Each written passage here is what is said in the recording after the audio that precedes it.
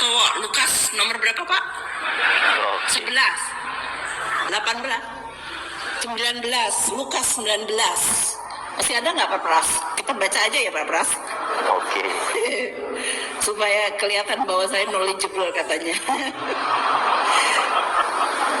Ya, saya mau menyampaikan bahwa ngurusin negara itu kita nggak kering, kita juga banyak diskusi yang filosofikal juga. Oke. Ini nggak Pak Pras? Pak Pras mana Pak Pras? Kirim ke saya Pak Pras. Kembali. Jadi Lukas 19, kata Pak Pras, ini kalau salah berarti kotasinya dari Pak Pras ya. Disebutkan gimana Pak Pras? Bahwa dia mengambil uang dari kelompok kaya. Dan dia mengatakan, Yesus datang dan dia mengatakan, dia melambai-lambaikan tangan, siapa itu namanya Pak Pras? Orangnya? Zakheus ya. Ya, aku nggak ngerti namanya, tapi kira-kira tahu mana Pak Pras ya? Kita cari. Coba saya cari Lukas 19. Lukas. Ya. Ya, kita tunggu teman-teman ya. Ada Pak Pras. Udah hilang Pak Pras. Mana Pak Pras? Pasti. Tapi kira-kira Yesus lagi berjalan, kemudian ada si Matius ya. Zakheus, dia adalah orang yang nggak bagus katanya. Dia suka ngambil-ngambil duit. Terus dia naik manjat pohon. Terus kelihatan akhirnya Yesus memutuskan datang ke rumahnya. Orang nanya kenapa Yesus datang ke rumah orang yang kayaknya nggak reputable gitu. Tuh. Kira-kira benar nggak ya Pak Pras? Nah, udah dikirim ke saya supaya saya nggak salah quote. Nanti kalau kita salah kitab suci saya dimanain. Oh, Zakheus.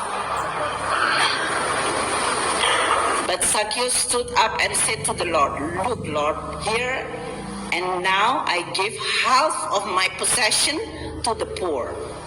Oke. Ya, supaya kelihatan saya dibaikan, menyuci itu nyebokin kalau bahasa.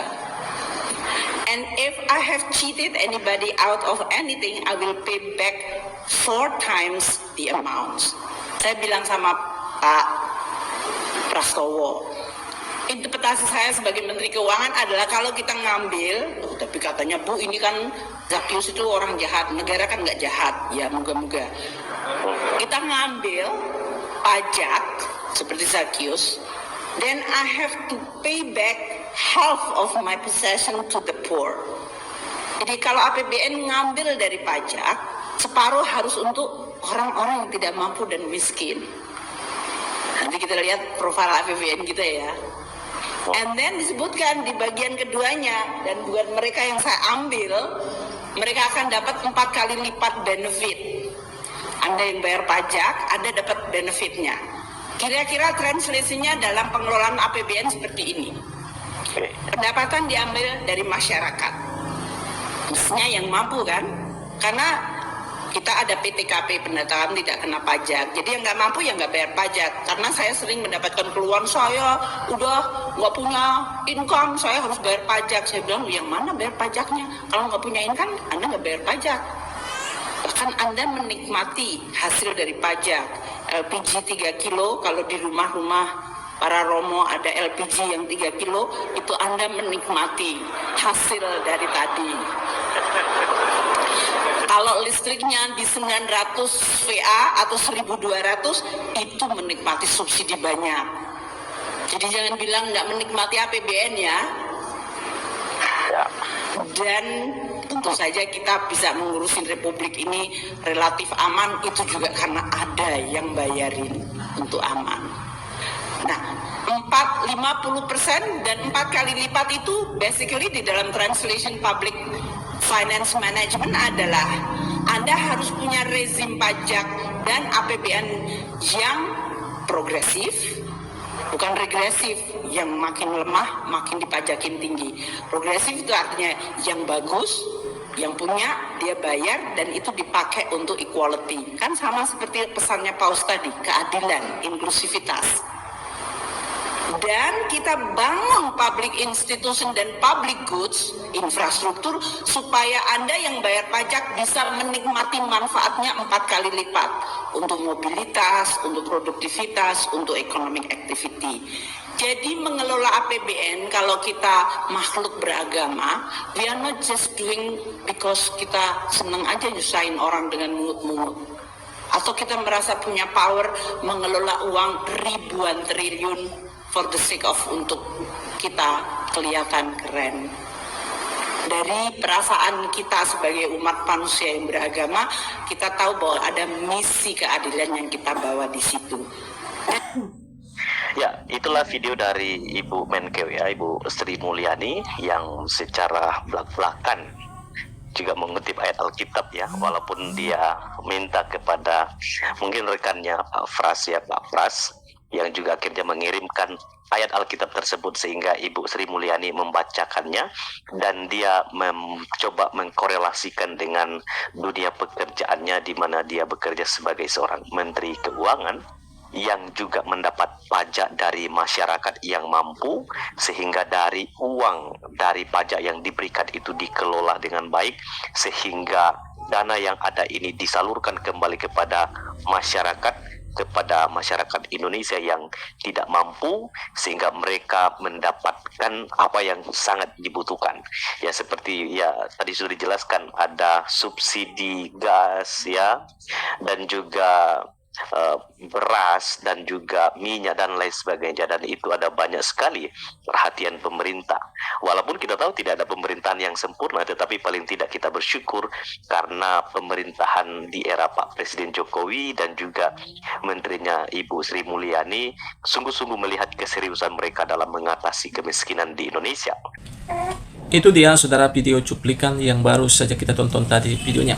Bagaimana Ibu Menteri Ekonomi yaitu Sri Mulyani membaca Alkitab, menceritakan kisah kehidupan yaitu seorang pemungut cukai dan bagaimana dia berjumpa dengan Tuhan Yesus, dan seorang pemungut cukai ini diubahkan ketika perjumpaannya dengan Yesus, sehingga pemungut cukai ini diubahkan pada waktu itu juga, dan bahkan berjanji akan mengembalikan sekiranya ada orang-orang yang dirampas oleh seorang pemungut cukai yang bernama Zakheus. Saudara-saudara yang diberkati oleh Tuhan, kita bersyukur di negara Kesatuan Republik Indonesia firman ini diterapkan. Bagaimana kita melihat seperti pajak yaitu dipergunakan untuk menolong orang-orang yang kurang mampu, sehingga orang-orang yang kurang mampu yang ada di Indonesia boleh menikmati seperti beras, seperti subsidi dan bahkan lain-lain sebagainya. Saudara, kita bersyukur akan hal itu.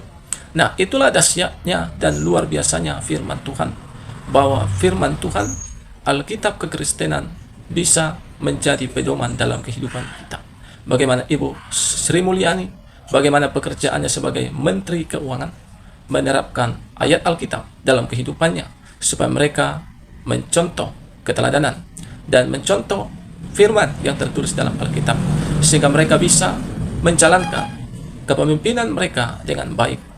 Karena kita tahu Alkitab adalah firman Tuhan, dan Alkitab, saudara, firman Tuhan mampu mengajari kita, mampu menuntun kita dalam kebenaran, bahkan mampu mengajarkan kita, sehingga kita dalam menjalani kepemimpinan, apapun pekerjaan kita, apapun status kita saat ini, apapun yang kita alami saat ini, kita bisa melangkah, kita bisa berjalan dengan tuntunan Tuhan lewat kebenaran firman yang tertulis di dalam Alkitab.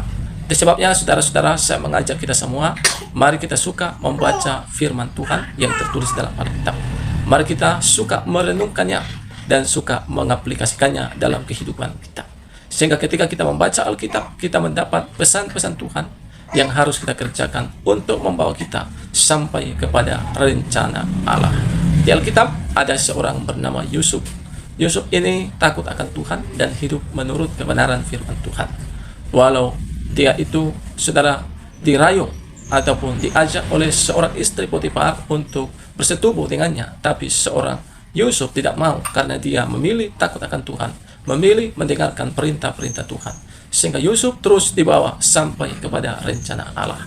Bahkan ketika dia diangkat menjadi Perdana Menteri, saudara, Yusuf tidak mau sakit hati kepada saudara-saudaranya yang telah menjual dia, yang telah menganiaya dia pada waktu itu. Dan di situ kita melihat Yusuf tetap patuh dan dituntun oleh firman Tuhan, sehingga Yusuf semakin luar biasa.